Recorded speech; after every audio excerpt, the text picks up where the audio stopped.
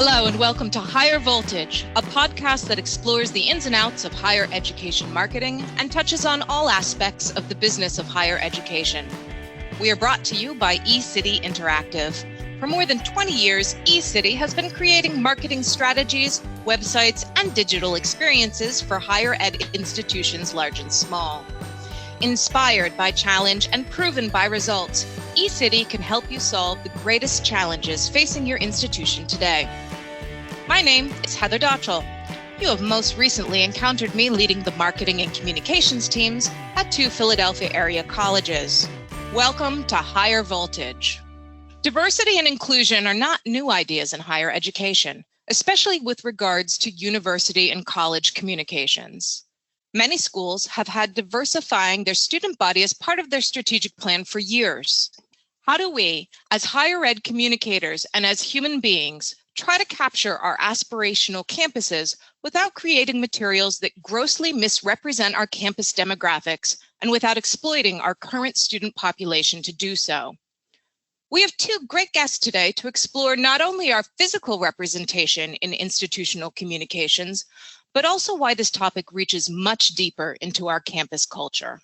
Kevin Tyler currently serves as the Insights Director at Ology, a branding and marketing agency specializing in higher education, arts and culture organizations, and nonprofit projects. He lives in Columbus, Ohio. Janice Cheng-McConnell is the Assistant Director of Graduate Enrollment Communications at Syracuse University's Maxwell School of Citizenship and Public Affairs. Originally from Taiwan, she now lives in central New York. Kevin, tell us a little bit more about yourself, particularly about your current activism in the space of diversity and inclusion. Sure. So thanks, Heather, for having me. This is a really great opportunity. I'm excited to be here. I'm from Columbus, Ohio. I lived here all my life. I joined Ology about 5 or 6 years ago and learned how much I love higher ed through the work I do now. In my role at Ology as Insights Director, I basically read, write, and research all things higher ed, from admissions trends, enrollment trends, advancement, and everything in between. So I'm basically like the office nerd when it comes to higher ed conversations. And so I'm really excited to be able to dip in and out and lend expertise to certain projects that make our work smarter for our clients. So I went to the University of Pittsburgh. I have a degree in English writing and spent several years in electoral politics at the local, state, and federal levels, working for candidates and issues up and down the ballot, and then spent several years in marketing and communications roles at a couple of large corporations in Ohio. In terms of diversity and inclusion, though, it's a topic and an issue that's near and dear to my heart. I do my best to raise issues around diversity and inclusion when it's time to raise those issues. As a Black man, openly gay, there are lots of dynamics to navigate in certain situations. And so I try to make sure that the conversations that I'm in end up being comprehensive and inclusive and equitable and consider all the outcomes that benefit the most people. And so that's what I try to do in my professional life, in my personal life, and as a human. Janice, can you share a bit about your journey into the world of U.S. higher education and your professional path? Sure, I would love to. So I came to the United States as an international student back in 2010. I went to Binghamton University in central New York. Before higher ed, I was a media manager for a small independent romance publishing company. I ran their social media channels, as well as did some graphic design and copy editing. Absolutely loved that job. And then my higher ed career started in the Office of Continuing Education at Binghamton University. I worked with adult learners, veterans, local business owners, and I've since worked as a marketing and communication specialist at both the undergraduate and graduate levels, first at Binghamton, then at a small private liberal arts college, and now at Syracuse University. I studied creative writing as an undergraduate and then went on to get my MPA. This summer has been one of great unrest, but also of great hope. Our country is still so embroiled in the politics of other, and the blatant racism that we hear about day after day is just overwhelming and repugnant. That said, I also don't remember a time when so many people seem to be getting motivated to do something, whether it is protest in the streets, call and support political action, or use social media as an actionable force for good. It's a time of reckoning for our campuses. And as we dig deeper into our deep systematic domestic racism, the tendrils of how intertwined this is in daily life are exposed. So as we were planning what topics we wanted to cover in Higher Voltage, diversity was always high on our list, and we have a myriad of episode ideas to explore higher ed's relationship with our student populations. This particular podcast genesis came from some social media exploration I was doing. I found many conversations from students of various diverse backgrounds talking about how they felt exploited in college and university communications materials, becoming what they felt were token faces, oftentimes for years, to represent a campus culture that didn't exist. I read these and my heart dropped, literally, wondering if I were guilty of that without intention, and of causing such hurt. So let's talk about how we can make sure that we are never excluding, but neither are we exploiting our community. Let's start with a quick primer.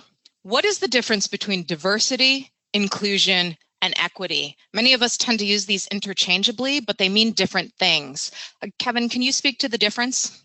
Sure. I think that there are subtle differences for different people around what these words mean. But to me, diversity in and of itself is the way that we exist in the world as individuals, right? Like the things that make us up as people is diversity.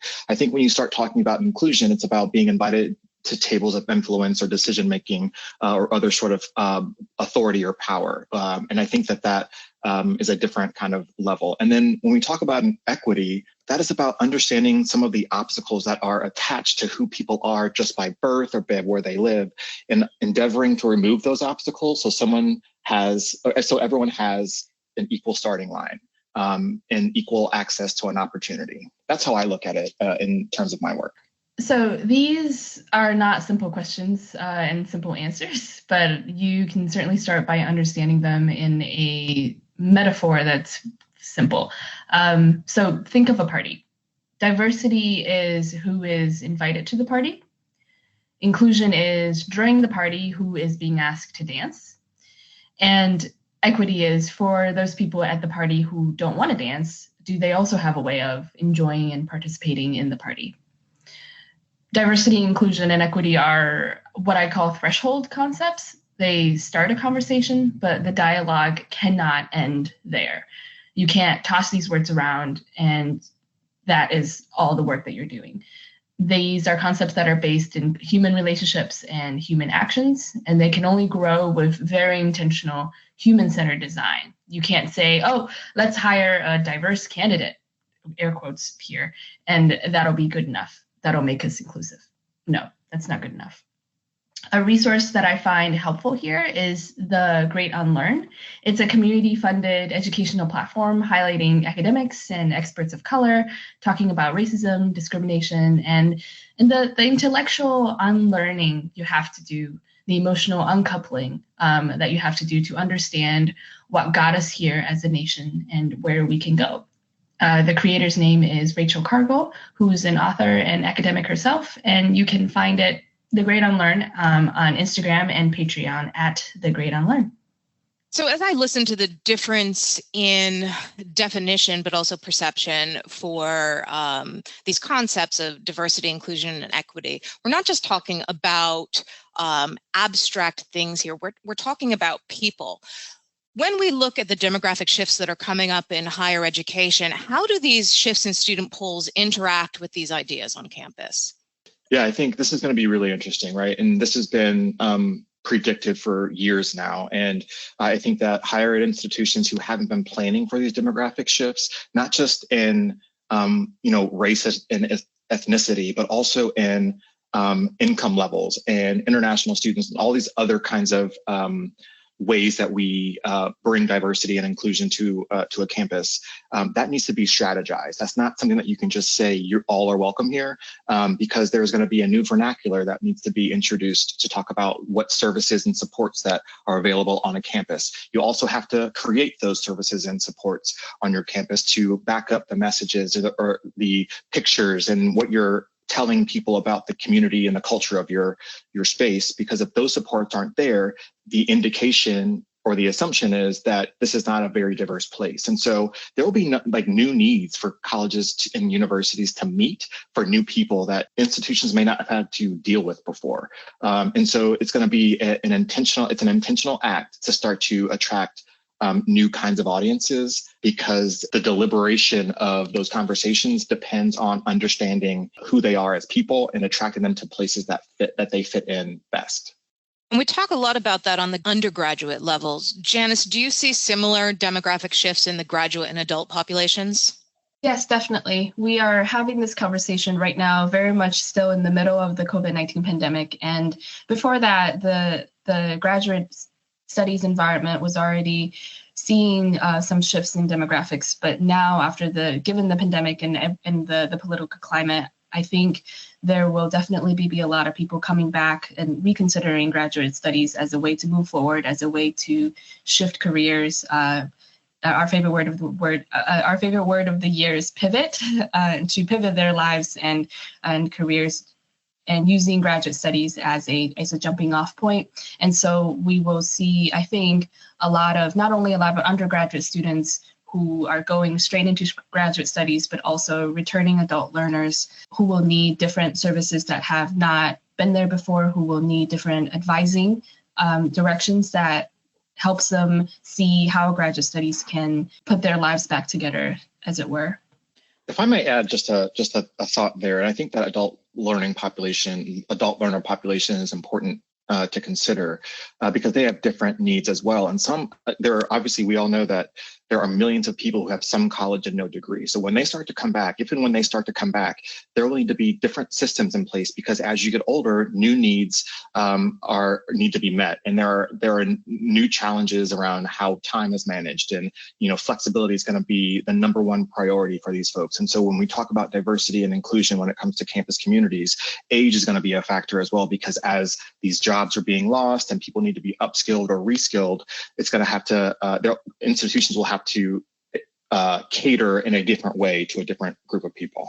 I think it's important to also think about the fact that a lot of people are going to be returning to the higher ed space with a lot of trauma that's been felt by the loss of their jobs or the loss of family members. And that is going to manifest in different ways for 18-year-olds versus 28-year-olds versus 35-year-olds. And I think higher ed is in a unique position to be able to accommodate these students and help them, as opposed to put them into a classroom and expect them to be able to adapt to whatever that classroom currently looks like.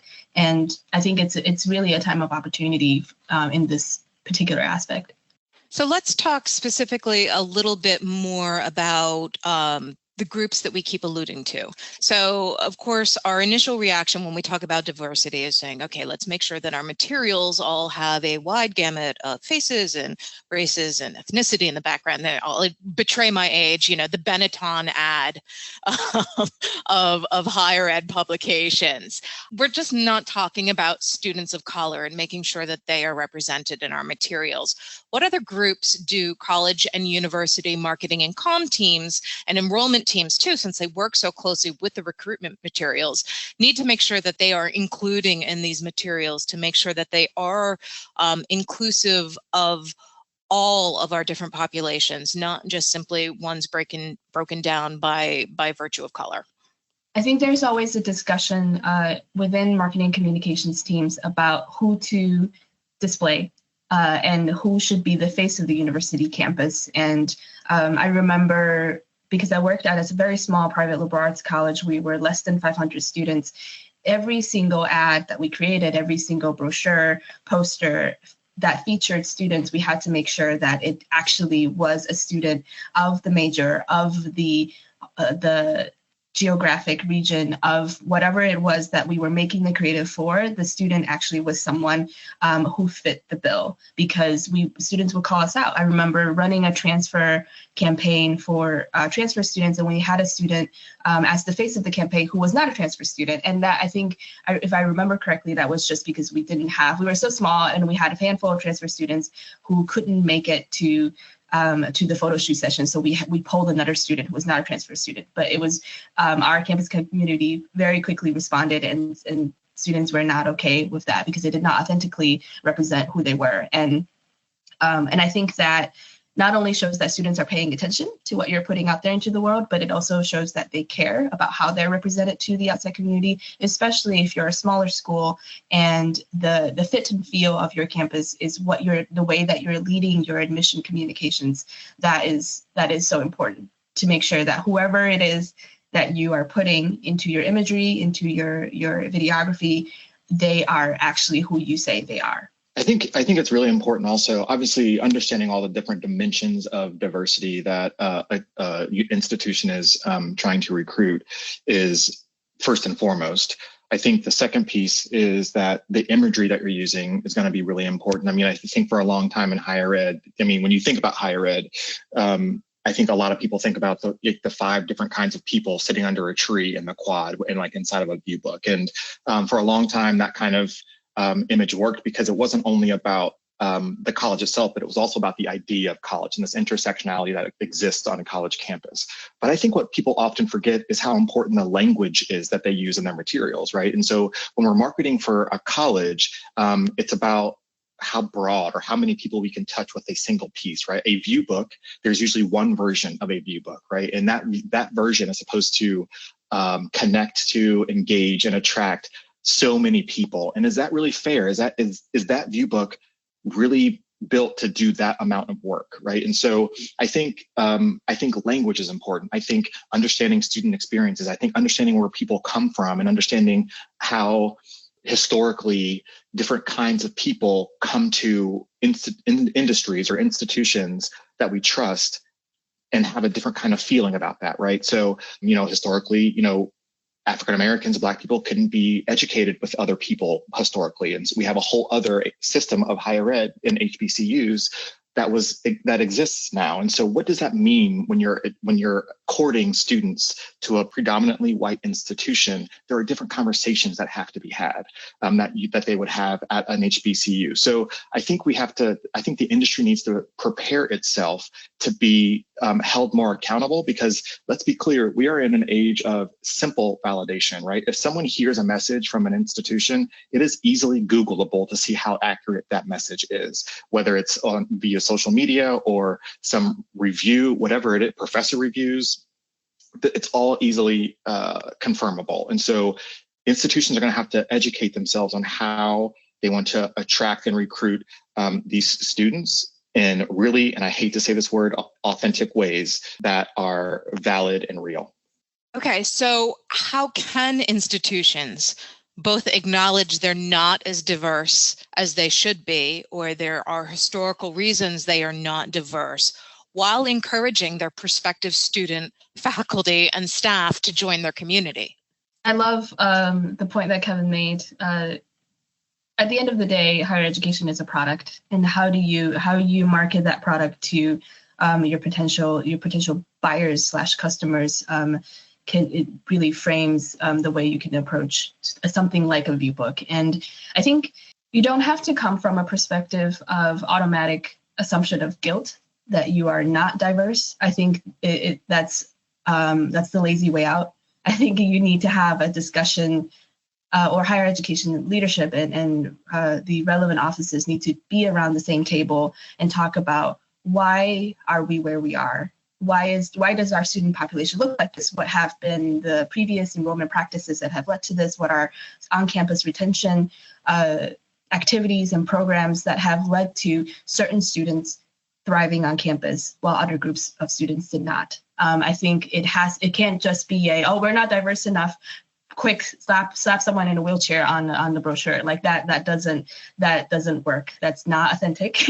And that is it won't get you very far, because like Kevin said, students are very good on Google. They're very good at peer-to-peer marketing is so powerful, and there are so many different ways they can get that. So, and that what that means is there are many different ways your institution and your branding can lose your control of the narrative. So I think you should try to, wherever you do have control over your own narrative, over how your institution and your campus is perceived, you should do a really good job, a really deliberate and intentional job that comes out of discussions featuring multiple stakeholders in the community, not just the marketing director, not just the admissions VP. It has to be everybody around this, everyone who is involved in the student's journey on your campus. That includes campus life, residence life, alumni relations, career development, all those people who touch a faculty, of course, who have a part in the student's experience on campus should be part of the conversation in some way. I agree with that. I think also important is understanding the intent around the desire to diversify, right? And so for so long, rankings ruled everything about higher ed, and inherently rankings are exclusive of other kinds of people in the higher ed space, right? Higher ed was not made for diverse communities originally. Higher ed was made for the learned white men, right? And so as the world evolves and as the industry of higher education evolves, there are new intentions about diversifying a campus. And I think that, again, I come back to language. I think thinking about the benefit of diversity to students on a campus, like the balance that we talk about that in, right? And so it comes from a very Anglo-centric perspective, right? Like, what is the benefit of having a diverse student? Well, students can learn from other cultures. When you say other cultures, it puts the white person at the center of that conversation. And as a higher ed institution, that's not who it is anymore. And so I think it'll be super interesting to see what the new center of that conversation looks like and how it is messaged to the people they're trying to attract. I absolutely love that. I think there are so many nuanced and subtle ways that we are sending a specific message to our students that we just because we've been so immersed in it as marketers and communicators that we just don't see it anymore. I would like to share a resource that I find very helpful. I attended a presentation by Dr. Scott Olivieri at a higher ed web conference several years ago. He's currently the director of web services at Boston College, and you can find his presentation slides on the higher ed web website on their online journal link. But he spent his entire doctorate capstone researching websites from higher education institutions, and specifically looking at diversity and how diversity, first of all, what does the institution think diversity is and what that looks like on their web pages. And he talks a lot about the concepts of design. For example, if you're using an image of a faculty of color on different optimizations of this web page, is that picture cut off? And if that picture is cut off, that means that the only thing you care about for that faculty is the fact that their skin color is different or their skin color is not white. And so these very small, subtle ways in which we are framing how we think about diversity is super important. It's a really fascinating point because if it were not for his presentation, I would never have thought about, I mean, of course, imagery is important and you don't want to use the same photos of the same students again and again, but also the way that you're using them, where you are using them in relation to the content on the web pages and the subliminal messaging of what that means to your audience. So I remember Dr. Olivieri talked a lot about if there's a statement for diversity and inclusion that tells you what the institution feels, what their stance is, and where they put that diversity statement. Is it, first of all, do they call it a diversity statement or do they call it something else? And do they put it under campus life right on the homepage, or do they bury it somewhere under about history, dean's office, and it's like 6 clicks away, and all of that tells the students who might be looking, and students are more and more, they are smart. These kids are so smart, they're so savvy, and I cannot wait to see what they do in the next 5 to 10 years, but they are looking for stuff like that. I think that raises some really interesting ideas. And I think, broadly speaking, higher ed marketing, again, broadly speaking, is about signaling, right? You are, as people are flipping through your materials, the goal is to have them see some part of themselves in your materials, and then, further, they see themselves on your campus. And what that has the potential to do is easily slide into stereotyping, and then the message shifts significantly from, oh, this must be what they think about this kind of person on their campus, if this is who they're highlighting. And so the message gets warped in a way that is not beneficial for the brand. And then if they do further research and understand how structures exist on college campuses and where diversity might sit, because oftentimes diversity offices sit in either student affairs or HR, and those are the ways that we measure it and filter it. And that doesn't give diversity a comprehensive view of what's going on campus. It doesn't give people at departments and other places opportunities to respond to things that are happening on campus. And that it could mean that there isn't a campus-wide plan about how we're going to approach this issue. And so that signaling can either benefit the brand and the effort of recruitment and engagement, or it can be detrimental to everything that you're doing. Putting out content and stories that represents its community in a really faithful, direct, non-pretentious way is MIT. MIT, just across their website and their social media channels, they are leading with stories. They're leading with the people and the personalities, and then letting everything else fall where they may. And I think that's so powerful, and because your students and your faculty and the members of your community are doing interesting things. And if you focus on that, on highlighting that and their contributions to the community, instead of the different quote unquote diversity factors that you're checking off the boxes, it can be so powerful. And their social media, the MIT social media, is led by Jenny Lee Fowler, who is herself an incredible Twitter account to follow. Her handle is @thejennylee. One of my absolute favorite social media accounts to follow, especially in the space of diversity, inclusion, and equity, is the Meet NYU Instagram account. They do such a great job of demonstrating diversity without calling any of it out. They can tell stories about interdisciplinarity with images of an international student wearing a lab coat and also doing an extremely intricate ballet move, right? There's this idea that we bring our whole selves to this experience on this campus without having to talk about the slices and dices of who we are as individuals. And that to me is like what a successful approach to diversity, inclusion, and equity looks like, where you're not even having to use the words, you just notice it immediately. And I think that's super helpful. Like their study abroad programs, who they have doing their Instagram stories. It is a fascinating and fabulous example of what great diversity, inclusion, and equity strategies look like on social media. This interwoven deep communication strategy is something we need to take notice of, because so much of public social media is beyond our control. I'm specifically thinking of the Black at Institution hashtag from this summer. First, let me say that we all need to read these messages with open minds to find out where we need to do better and how we can help affect change. Second, when our diverse campus experiences are authentically integrated into our communicated identity, per your examples, we help to solidify our evolution as inclusive institutions who value all of our campus community. Yeah, these new ways to let institutions know what their students need is really fascinating to me. And I think that if you don't know if your institution has one of these Black accounts, you need to find out immediately, because it is now part of your marketing plan, whether you like it or not.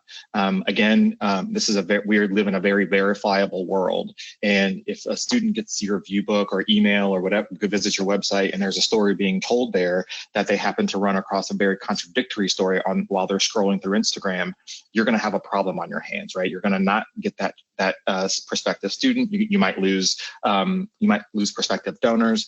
There will be a consequence of some sort. And if you don't know what those consequences might be because you don't know these accounts exist, you're behind already. And I think about this new version of protest. I think about, the 60s when there are sit-ins, and there have been sit-ins like in the last 5 years as well. But this new way of communicating need and this new way of communicating what the real story is on a campus is extremely powerful, and people are connecting over that. It is a movement that I'm not sure higher ed was ready for, and they have no control over it. And it's just, I'm interested to see what happens next. Social listening is an incredibly powerful tool to help inform those parts of the narrative that have to do with your branding and marketing that are out of your control, that are peer contributed, that are community driven. And I think going back to what we previously talked about in terms of operating from a position of guilt, just because these stories are out there doesn't mean that these stories are representative of all the stories of similarly looking people.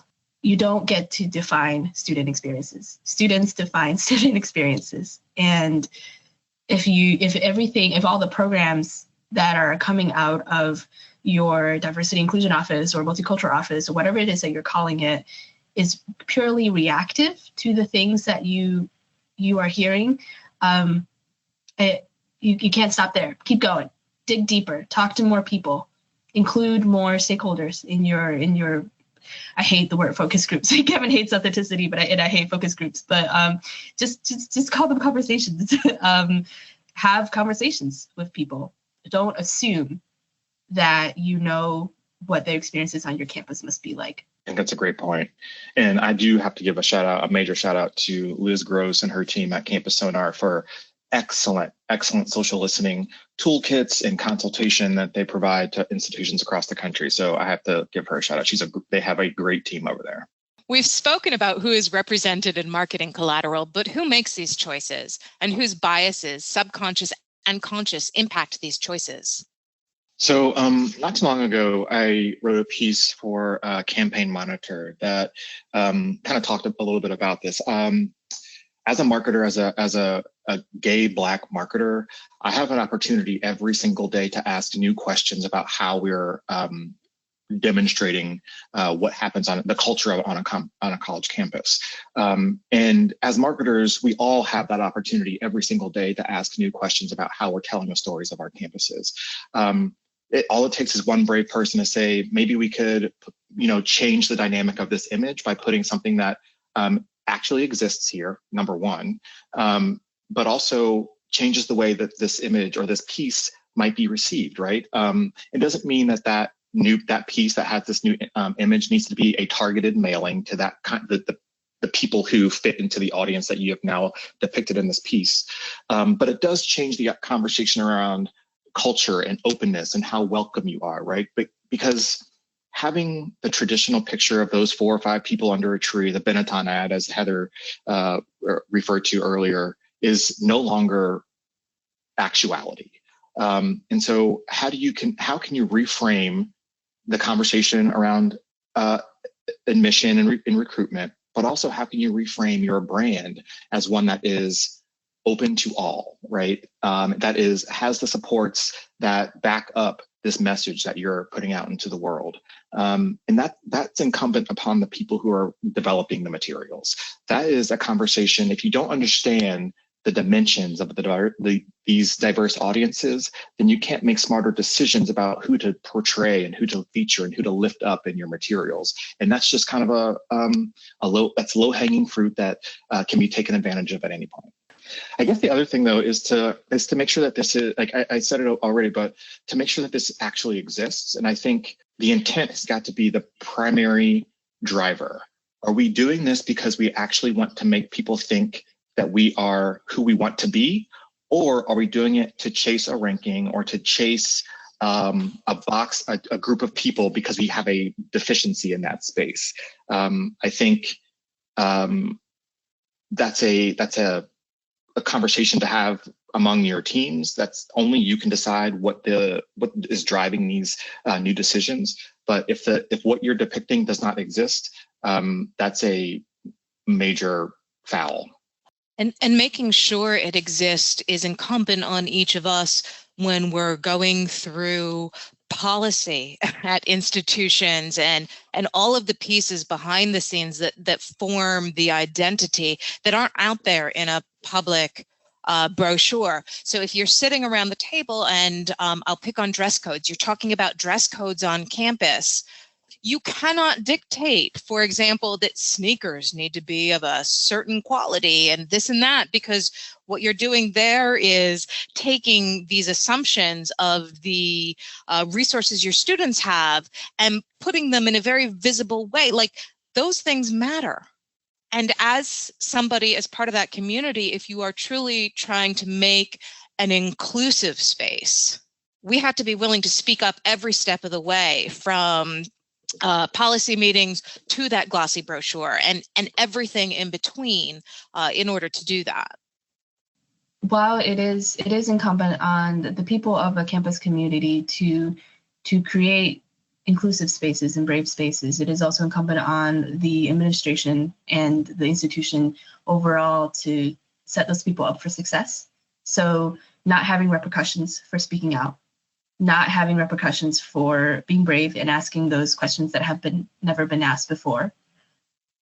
Being able to say, hey, we've been doing it this way for a long time. Should we look at doing it in another way? That's where it starts. And also providing training and professional development opportunities for your staff to help them learn about all these things so that they are not having to, while they should take it upon themselves to be better student affairs professionals, because that's the field they're in, they also need resources. They need support from the top down to be able to succeed at the highest level that they can. So training your staff to be able to have different perspectives about what being a first-gen student looks like, what being an international student looks like, what being a differently abled student looks like is super important on informing how they support, because these are people that are interacting with your students on a day-to-day basis, and they will become part of the narrative that the student forms about what their college experience is. It's really important that we have that substantive support on campus. It's not enough to get them to come to campus. Okay, we attracted you here. Great, fantastic. Go have a good 2 or 4 years. That doesn't work. So what kinds of things do we need to put in place on our campus? What do we need, especially as Marcom people, because really we're relationship people when you boil everything down. What do we need to advocate for on campus to make sure that we're not simply drawing people in and then leaving them to hang? There's a lot there. But if I could just go back to the last question just for a hot second. There are campuses that have very little racial and ethnic diversity. However, there are other kinds of diversity that exist on that campus. So you might need to redefine what you're looking for and start to tell those stories. And when you tell those stories, if you happen to have an LGBTQIA plus population, then I would encourage you to tell those stories outside of June, which is typically known as Pride Month. If you happen to have African-American Black students telling their stories outside of the schedule we are comfortable with telling those stories in, right? It's about not highlighting the difference, but making sure that the difference makes you part of the community in ways that is special and very deeply connected. I understand the desire to support, national months of Black History Month and, Hispanic American Month and Gay Pride Month. But those aren't the only months those stories can exist. And if we make it more normal and regular to tell all of these stories all of the time, then maybe those months don't even need to exist because we're changing the conversation about it. And so if you're highlighting an alum or a student or whatever, or some sort of stakeholder, and there are differences that they are comfortable with talking about in an interview or whatever else, do that. And it will help build the inclusion or the equitable or the diverse brand that you're trying to create, to me. Yeah, I'm going to drop another great resource. Julia Golden Battle, who is the Associate Dean of Students at the Massachusetts College of Pharmacy and Health Sciences. She's on Twitter at Julia R. Golden.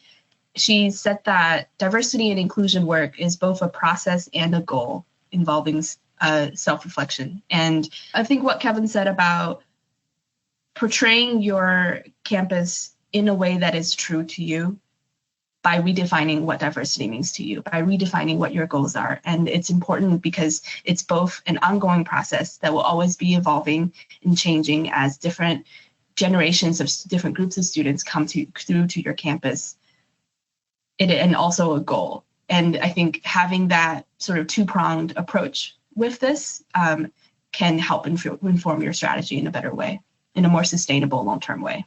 So who is responsible for making sure that this representation happens? And I'm not just talking students here. How do we diversify our decision makers? I think that's a really great question. I think that's a question that I think about a lot.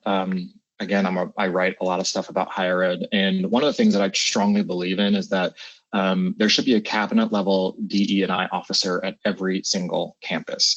And I think what that does is moves it out of a department, or moves it out of a function of a part of an institution, and raises it up to the level where it A, has priority, and B, signals to prospective students and their families that this is important to the institution. A president's cabinet is essentially the priorities that, or what that person as president thinks is important for their institution.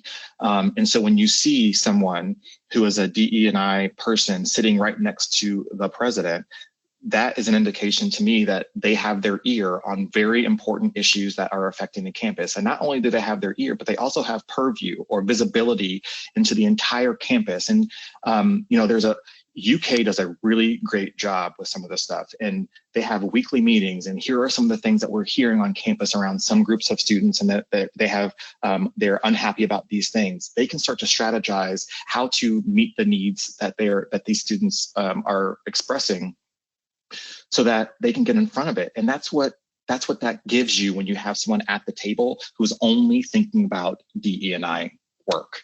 Otherwise, when it's buried in like HR, or when it's buried in student affairs, it is only measured by how many people do we have that look different. If it's in HR, or if it's in student services, it is, do we have all the right kinds of gay groups, Black groups, women's groups, whatever other groups. But it's about having the full complement, but not what those services often offer.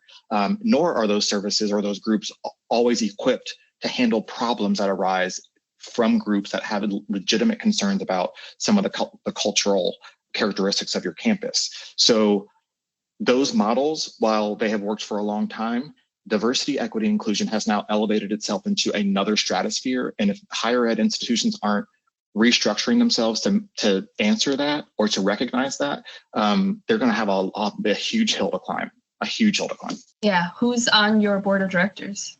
Who are you inviting back to campus as commencement speakers? Who starts off the year? There's a really great report that came out of the University of Missouri hunger strikes and sit-ins a while ago. I think it was a 5-year look back. And one of the things that was mentioned in that report was that oftentimes when something around race pops up on a campus, the immediate response is to set up a task force. And a task force is a process-oriented asset. And process is not really always the right response to an emotional situation. And so what are the new ways you can create more safe spaces around campus to have conversations that are important to move your campus forward? It might mean the president needs to come and have a town hall and have an honest conversation and be open to feedback about the way the campus is run, so that people can get that out. And because when people are sitting in pain and in a problem, it's hard to see the solution. But once they get that out, you can start to plan for a better future. But so often, because it's higher ed, we try to shove a thing into a process, and process can sometimes exacerbate the issue and cause a hotter fire. There's this book that I love by Brian Stevenson called Just Mercy, and he talks about this idea of being proximate. And I think when it comes to structures in higher ed, intentionally or not, there are ways that presidents can build layers between themselves and the issues that exist on campus. And if we condense all of that and get the president proximate with the campus community more so than usual, then the president can see what's going on. The president, him or herself, can see what kinds of new innovations around diversity, equity, and inclusion can be spun up to meet new needs. I understand that presidents are super busy, but these are people's lives. They're bringing themselves to your campus, and they're under your care. And if they're not getting what they need, presidents need to know that as soon as possible, and not have the offshoot of a task force, because it just doesn't. It doesn't match. It's like apples and oranges. I love that because the task force indicates that it's a problem that can be solved and then done. And it's a one and done. And it's definitely a journey. Like Julia Golden said, it's a process. It's both a process and a goal. It's both a journey and a goal. And I worked with a director of diversity and inclusion at an institution previously. Her name is Letitia Fussell. She's now at Stonehill College, who would hold listening hours.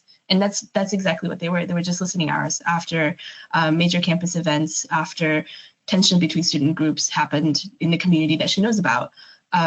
These would just be spaces and a time where students can come and air their minds and talk about what is going on and how they feel. And I think that is so often when when a conflict happens on campus, we want to immediately resolve the situation and lower the tension and make it go away so that it doesn't happen again. But a lot of times it doesn't happen like that. It's like Kevin said, there's a lot of emotion at play that you have to help the students work through, and it's an important part of the process.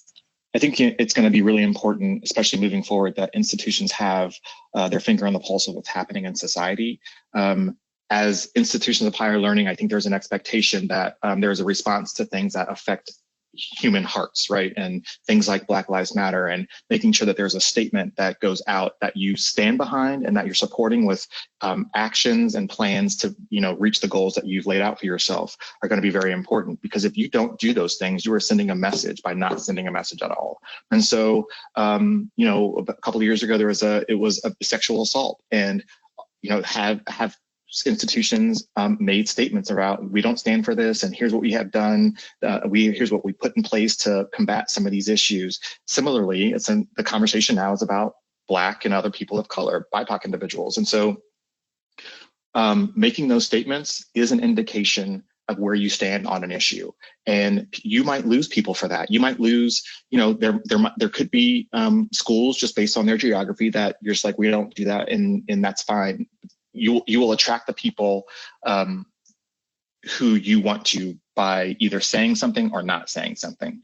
And if it is an expectation, I think, to respond as institutions of higher learning to situations like this, because it could have implications for donors. It could have implications for students and their families. It could have implications for the surrounding community of your campus.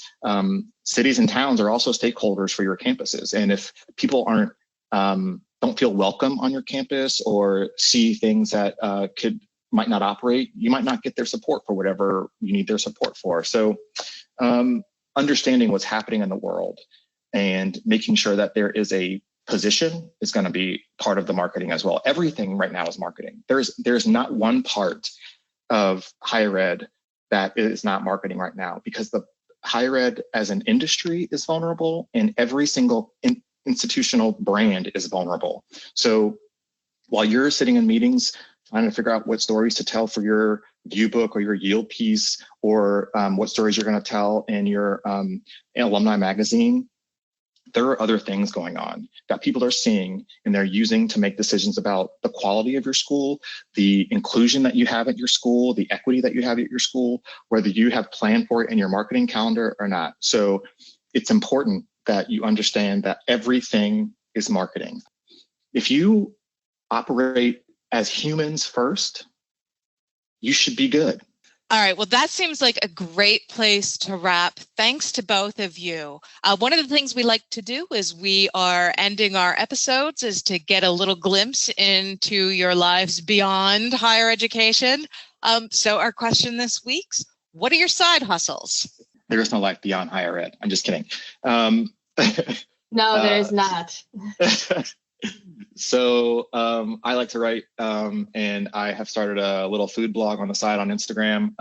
It is called The Full Belly Blogger, and I just talk about food and books I've read and organizations that I love who are supporting important parts of the restaurant industry. Shout out to the Giving Kitchen here. And it's just a thing that I love to do. I'm also studying for my second level sommelier test because I love wine, and I like to learn about it. And so yeah, that's my side hustle.